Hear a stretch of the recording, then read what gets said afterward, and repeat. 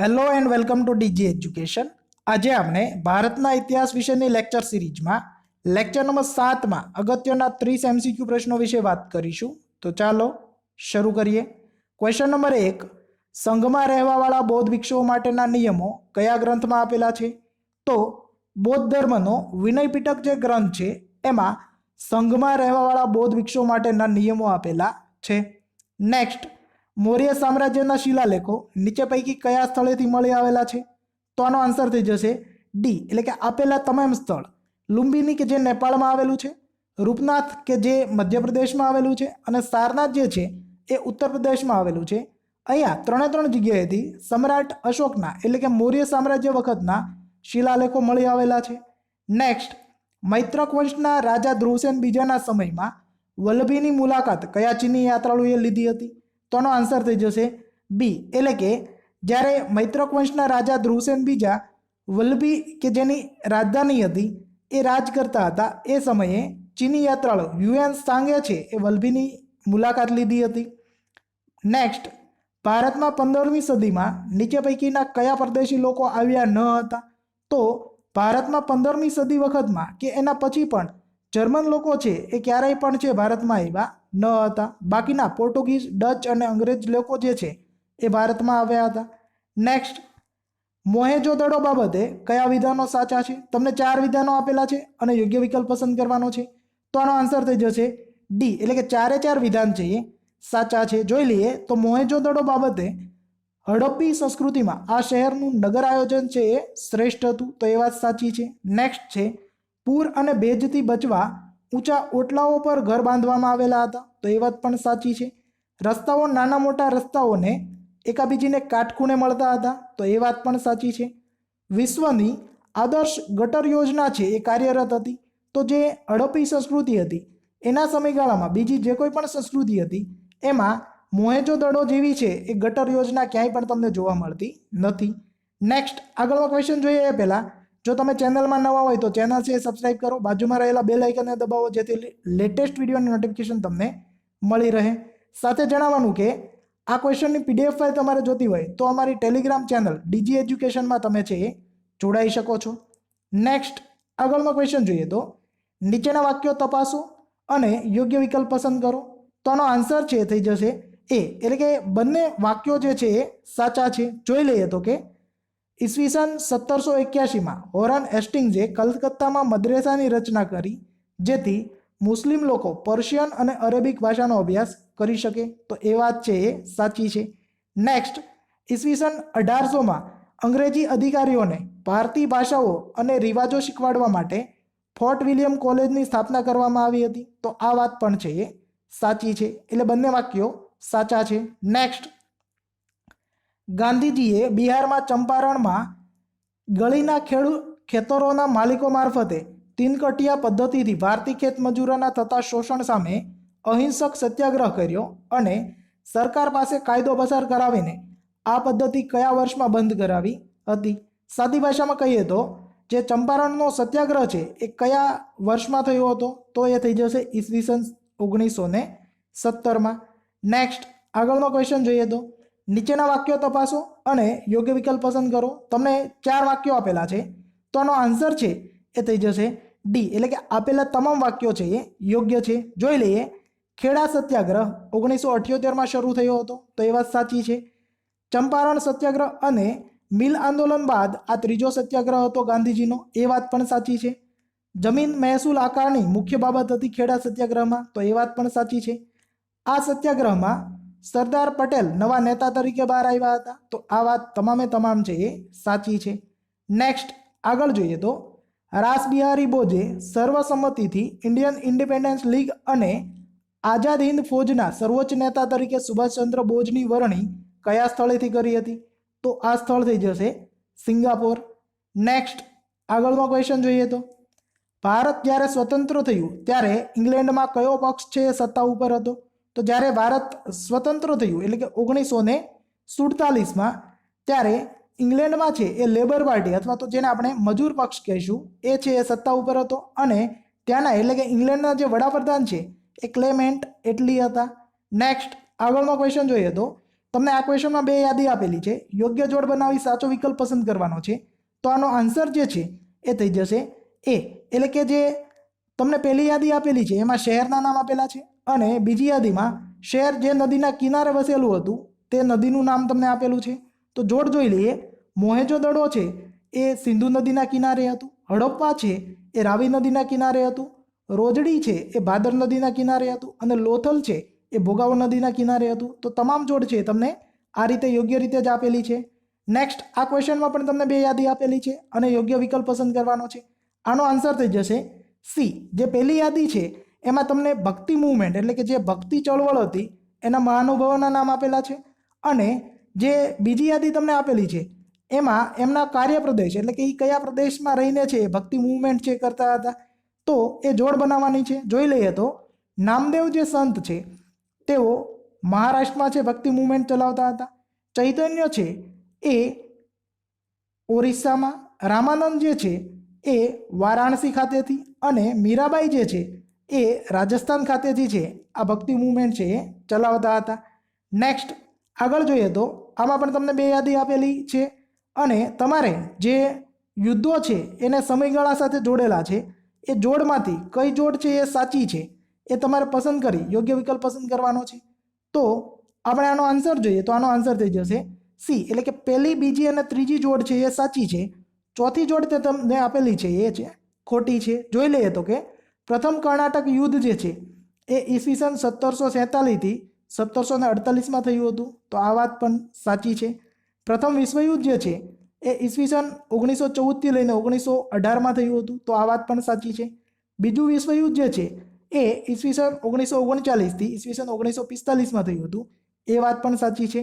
પ્રથમ એંગ્લો મૈસૂર યુદ્ધ જે છે એ 1776થી 1779માં નહીં પરંતુ 1766થી લઈને 1769 વચ્ચે છે એ થયું હતું. એટલે પહેલી ત્રણ જોડ છે એ યોગ્ય છે, બાકીની છેલ્લી છે એ ખોટી છે. નેક્સ્ટ તમને બે યાદી આપેલી છે. પહેલી યાદીમાં યુદ્ધના નામ આપેલા છે અને બીજી યાદીમાં આ જે યુદ્ધ છે એ કોની કોની વચ્ચે લડાયું હતું તેનું નામ આપેલું છે. તો તમારે યોગ્ય વિકલ્પ પસંદ કરી અને આન્સર આપવાનો છે. તો આનો આન્સર થઈ જશે બી, એટલે કે પાણીપતનું પહેલું યુદ્ધ જે છે એ બાબર અને ઇબ્રાહિમ લોદી વચ્ચે ઈસવીસન 1526માં થયું હતું. નેક્સ્ટ પાણીપતનું જે બીજું યુદ્ધ છે એ મોગલ સેના અને હેમુ વચ્ચે થયું હતું. નેક્સ્ટ ખાનવાનું જે યુદ્ધ છે એ બાબર અને રાણા સાંગા વચ્ચે થયું હતું અને ચૌસાનું જે યુદ્ધ છે એ હુમાયુ અને શેરશાહ સૂરી વચ્ચે છે એ થયું હતું. નેક્સ્ટ આગળ જોઈએ તો નીચેના વાક્યો ધ્યાને લઈ યોગ્ય વિકલ્પ પસંદ કરો. તમને બે વિધાન આપેલા છે અને યોગ્ય વિકલ્પ પસંદ કરવાનો છે. તો આનો આન્સર થઈ જશે સી, એટલે કે બંને વિધાન જે તમને આપેલા છે એ સાચા છે. જોઈ લઈએ તો કે પ્રાચીન ગણરાજ્યોમાં મહાજન પદના રાજાઓ વિશાળ કિલ્લાઓ બનાવતા હતા અને વિશાળ સૈન્ય રાખતા હતા. તો આ વાત પણ સાચી છે. નેક્સ્ટ આ સમયમાં ખેતીમાં બીજના છંટકાવની બદલે છોડ રોપીને ખેતી કરવાની શરૂઆત થઈ હતી. તો આ વાત પણ સાચી છે. નેક્સ્ટ આગળનો ક્વેશ્ચન જોઈએ તો નીચેના વાક્યો ધ્યાને લઈ તે કઈ સંસ્થાને લાગુ પડે છે તે બાબતે યોગ્ય વિકલ્પ પસંદ કરો. તમને ત્રણ વાક્યો આપેલા છે અને જે ઓપ્શન આપેલા છે એમાંથી એ કઈ સંસ્થાને લાગુ પડે છે એ પૂછેલું છે. તો આનો આન્સર થઈ જશે સી, એટલે કે બ્રહ્મો સમાજ. હવે વિધાન જોઈ લે તો કે બ્રહ્મો સમાજની સ્થાપના છે એ 1830માં થઈ હતી. તો એ વાત છે એ સાચી છે.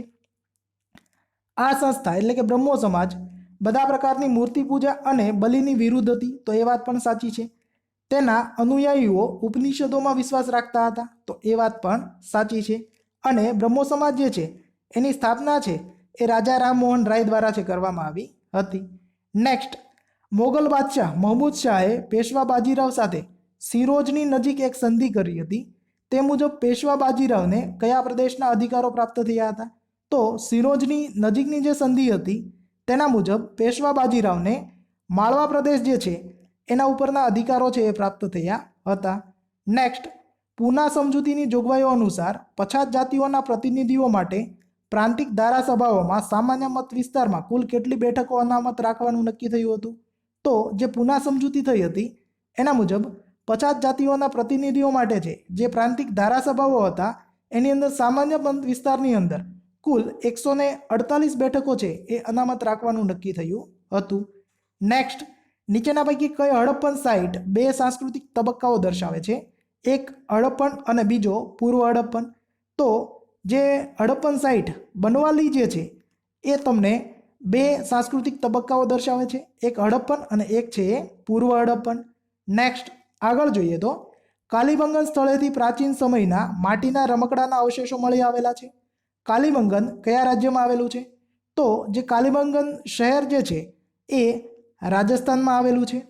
નેક્સ્ટ, આગળ જોઈએ તો હડપ્પી સંસ્કૃતિમાંથી મળી આવેલા નગરોમાં મોહેંજો-દડોમાં શ્રીમંત લોકોના મકાનો 2 માળના અને 5 થી 7 ઓરડાવાળા હતા, જ્યારે નીચલા વર્ગના લોકોના મકાનો 1 માળના અને કેટલા ઓરડાવાળા હતા?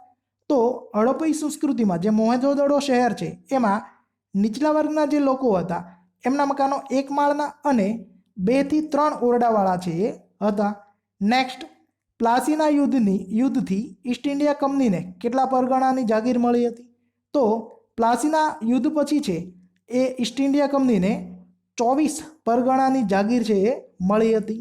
નેક્સ્ટ, આગળનો ક્વેશ્ચન જોઈએ તો નીચેના વિધાનોને આધારે સાચો વિકલ્પ પસંદ કરો. તમને છે 3 વિધાન આપેલા છે, યોગ્ય વિકલ્પ પસંદ કરવાનો છે. તો આનો આન્સર થઈ જશે ડી, એટલે કે આપેલ તમામ વિધાન છે એ સાચા છે. જોઈ લઈએ. હરિશેણે ગૌતમીપુત્ર સાતકર્ણીની પ્રશંસામાં પ્રશસ્તિ લખી હતી, તો એ વાત સાચી છે. પલ્લવોના રાજ્યની રાજધાની કાંચીપુરમ હતી, તો એ વાત પણ સાચી છે. કવિ કાલિદાસ અને આર્યભટ્ટ જે છે એ ચંદ્રગુપ્ત બીજાના દરબારમાં હતા, તો એ વાત પણ સાચી છે. નેક્સ્ટ, આગળનો ક્વેશ્ચન જોઈએ તો નીચેના વિધાનોને આધારે સાચો વિકલ્પ પસંદ કરો. તમને 2 વિધાન આપેલા છે અને યોગ્ય વિકલ્પ પસંદ કરવાનો છે. તો આનો આન્સર થઈ જશે ડી, એટલે કે બંને વિધાન જે છે એ ખોટા છે. અહોલ પલ્લવોની રાજધાની હતી, એ ખોટી વાત છે. પલ્લવોની રાજધાની છે એ કાંચીપુરમ હતી. અને બીજું વિધાન જે તમને આપેલું છે કે કાંચીપુરમ ચાલુક્યોની રાજધાની હતી, તો એ વાત પણ ખોટી છે. બંને વિધાન છે એ ખોટા છે. નેક્સ્ટ, હિન્દુસ્તાન સોશિયાલિસ્ટ રિપબ્લિક એસોસિએશનની સ્થાપના કોણે કરી હતી? તો આ જે પાર્ટી છે એની સ્થાપના જે છે એ ભગતસિંહ અને અન્ય તેમના સાથી મિત્રો દ્વારા છે કરવામાં આવી હતી. નેક્સ્ટ, નીચેના વાક્યો ધ્યાને લઈ યોગ્ય વિકલ્પ પસંદ કરો. તમને 2 વાક્યો આપેલા છે અને યોગ્ય વિકલ્પ જણાવવાનો છે. તો આનો આન્સર થઈ જશે સી, એટલે કે બંને વિધાન જે છે એ સાચા છે. જોઈ લઈએ. ગાંધીજીએ 25મી મે 1915ના દિવસે અમદાવાદમાં કોચરમમાં સત્યાગ્રહ આશ્રમની સ્થાપના કરી હતી, તો એ વાત સાચી છે. ગાંધીજીએ ચંપારણના મોતીહારી ગામમાં રહીને ચંપારણ સત્યાગ્રહની લડત ચલાવી હતી, તો એ વાત પણ સાચી છે. નેક્સ્ટ, ચોરી ચોરાના પોલીસ સ્ટેશન પર લોકોએ હુમલો કરવાના કારણે ગાંધીજીએ અસહકારનું આંદોલન પાછું ખેંચી લીધું હતું. તો ચોરી ચોરા ઉત્તર પ્રદેશના કયા જિલ્લામાં આવેલું છે? તો જે ચોરી ચોરા છે એ ઉત્તર પ્રદેશના ગોરખપુર જિલ્લામાં આવેલું છે. નેક્સ્ટ, આગળનો ક્વેશ્ચન જોઈએ તો મોન્ટેગ્યુ ચેમ્સ્ફોર્ડ સુધારાની જાહેરાત કયા વર્ષમાં કરવામાં આવી હતી? તો ઈસવીસન 1918માં છે આ જે મોન્ટેગ્યુ ચેમ્સ્ફોર્ડ સુધારો છે એની જાહેરાત કરવામાં આવી હતી, પરંતુ એ લાગુ છે એ વર્ષ 1919માં ભારત સરકાર અધિનિયમ 1919 તરીકે છે એ લાગુ થયો હતો. નેક્સ્ટ, આગળનો ક્વેશ્ચન જોઈએ તો ઈસવીસન 1897માં દુષ્કાળ કમિશનની નિયુક્તિ કરવામાં આવેલ ત્યારે નીચે પૈકી કોણ ગવર્નર જનરલ હતા? તો લોર્ડ એલ્ગિન બીજો જે છે એ 1897માં છે એ ગવર્નર જનરલ છે એ હતો. નેક્સ્ટ, આગળનો ક્વેશ્ચન જોઈએ તો નીચેના વાક્યો ચકાસી યોગ્ય વિકલ્પ પસંદ કરો. તમને 2 વિધાન આપેલા છે અને યોગ્ય આન્સર પસંદ કરવાનો છે. તો આનો આન્સર થઈ જશે બી, એટલે કે વિધાન 1 છે એ સાચું છે અને બીજું વિધાન છે એ ખોટું છે. જોઈ લઈએ તો કે સિમલા પરિષદ 25 જૂન 1945ના રોજ મળી હતી, તો એ વાત છે એ સાચી છે. ગાંધીજીએ આ પરિષદની કાર્યવાહીમાં ભાગ લીધો હતો, તો એ વાત છે એ ખોટી છે. નેક્સ્ટ, આગળનો ક્વેશ્ચન જોઈએ તો ઈસવીસન 1940માં વ્યક્તિગત સત્યાગ્રહ માટે ગાંધીજીએ કોની પસંદગી કરી હતી? તમને ઓપ્શન આપેલા છે કે જવાહરલાલ નહેરુ, સરદાર પટેલ, વિનોબા ભાવે કે મૌલાના આઝાદ. આ જે ક્વેશ્ચન છે એ તમારા મિત્રો મને આનો જે આન્સર છે કોમેન્ટ બોક્સમાં કોમેન્ટ સ્વરૂપે જણાવવાનો છે. અને આ હતા આ ભાગના પ્રશ્નો. આશા રાખું છું કે ચોક્કસથી તમને નવા પ્રશ્નો વિશે માહિતી મળી હશે. જો તમને આ પ્રકારના વિડીયો પસંદ હોય તો વિડીયો લાઇક કરો, મિત્રો સાથે શેર કરો, ચેનલને હજુ સુધી સબસ્ક્રાઇબ કરવાની બાકી હોય તો ચેનલ છે સબસ્ક્રાઇબ કરો. Thank you for watching. આપણે મળીશું નવા વિડીયોમાં નવી માહિતી સાથે.